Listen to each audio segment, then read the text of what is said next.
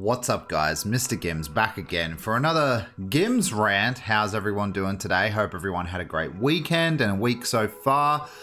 Today I want to talk about a couple of things, specifically Dead by Daylight behavior, having their finger on the pulse of the gaming industry and, you know, what fans want out of their current game, Dead by Daylight.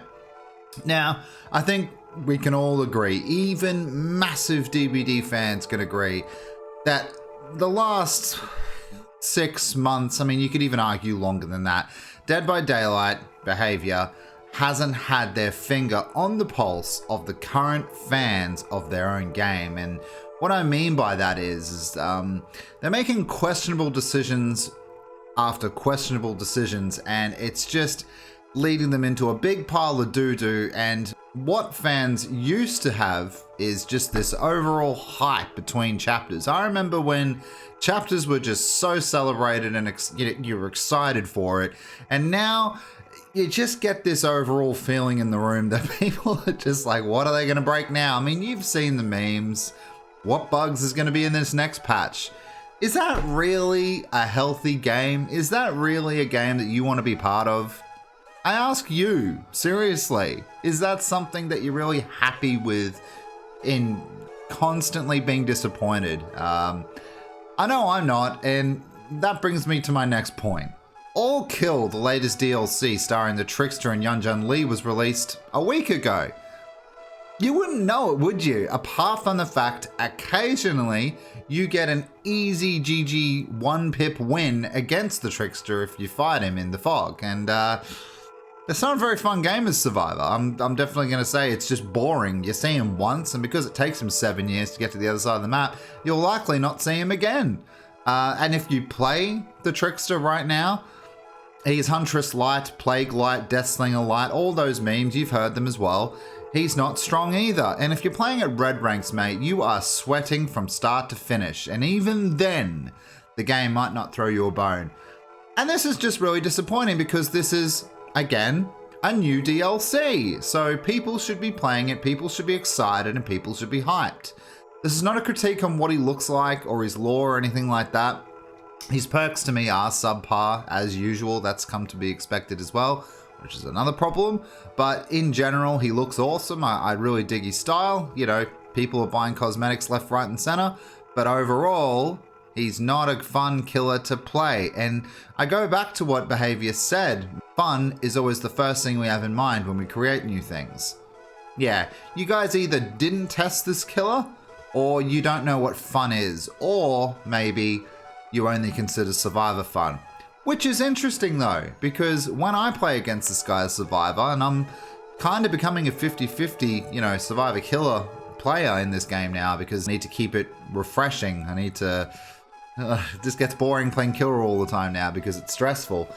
Yeah, it's not fun for Survivor either, unless you're like a sweat squad and you're enjoying yourself with your friends and you're just sort of teabagging and going lol or whatever the kids do nowadays. It's not fun for the average to normal player in DBD. I always use wrestling analogies when I explain things because it's easy to me. Hopefully you guys can follow along.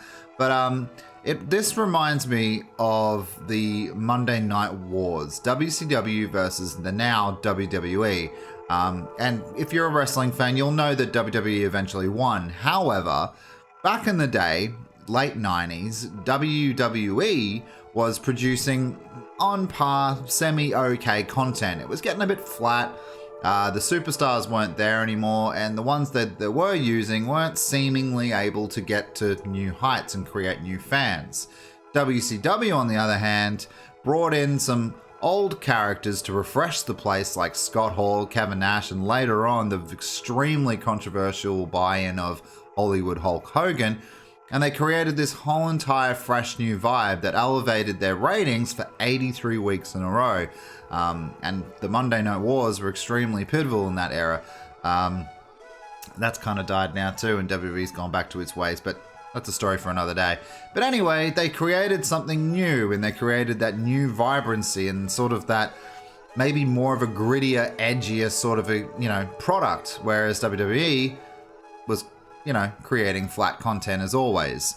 But then the Attitude Era happened and WWE sort of stole or mimicked a lot of WCW's ways, created D-Generation X, created huge stars out of Stone Cold Steve Austin, The Rock, even Mankind, and many, many others. But overall, it changed with the ways to compete against WCW, and inevitably 2001 it won.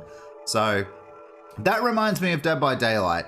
Dead by Daylight was awesome for a while, became flat, and then other games were created in the background, and I'm going to use Home Sweet Home right now as an example. It created this vibrant new feel. The killers feel awesome, the survivors have more things to do. It's this fresh new feel, this other product on the other side of the world that people are playing, man, and people are talking about. Home Sweet Home Survive is such a rejuvenation in the, you know, getting a little bit stale genre of sort of procedurally, you know, asymmetrical horror. And DVD needs to change with the times soon. Otherwise, I think Home Sweet Home's going to get a little bit too much traction. And, you know, by all means, I want Home Sweet Home to, you know, I want it to survive. Excuse the pun. But at the same time, DVD seems to be not learning any new lessons here. It just seems to be continuing this flat, barely updated, by the way, sort of boring product. And what's the point in that? Like, why does it take a company that made 132 million last year in their annual earnings? Why does it take them so long to update things and change things? I mean, if you go by what that Almo said, he said it took 6 months to get this guy out of the gate. 6 months? What new shit did you have to create for this killer? All the mechanics this killer has, the Trickster, already exists in game between the Plague and the Huntress and whatever else. It's all already there. Now the twins I can understand put them back because it was new mechanics, but 6 months? How long did it take them to make the twins? What I'm trying to say is Home Sweet Home do updates nearly every single day. Now, they have a lot of passion behind them, a lot of, you know, grind, a lot of elbow grease. They get down and they do the work. Their servers have gone offline 3 times for 24 hours, I think now. And do you want to know why? And a lot of people, you know, some people are getting pissy. The reason why is because the devs have told us that they want all these server issues, regions, lag, FPS, they want this all sorted now in early access. They don't want to be talking about this problem in 5 years, 1 year or whatever. They want this problem to be gone. They don't want to be remembered or recognized as that laggy asymmetrical game like Dead by Daylight. That's brilliant. That's great. If I have to wait 24 hours to get into the game, so be it. Fix your issues now, be better later. I'm all for that. The devs are absolutely brilliant. They're knuckling down, they're working around the clock, and I don't know how big their dev team is. I haven't looked into it enough, but honestly, I'm extremely impressed with their attitude towards this game right now. And, you know, I can't say how they're going to be in years. They might end up like Behavior, like, you know, a lot of companies do. But right now, I'm really impressed with them. And they know the competition. And that's what makes them so hungry for it, to get up to that level. Whereas Behavior, I think, love them or hate them, we can all agree that they have certainly slacked off. They're the best out there right now, arguably. And they're at the top of the mountain. The only place for them to go now is down.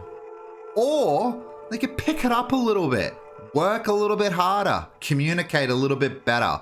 And obviously, a company that's making all these millions from DLCs, cosmetics, and everything else in between, for me personally, I expect better out of a company like that. A DLC just came out, guys, and we don't care. That's shit. It's really shit.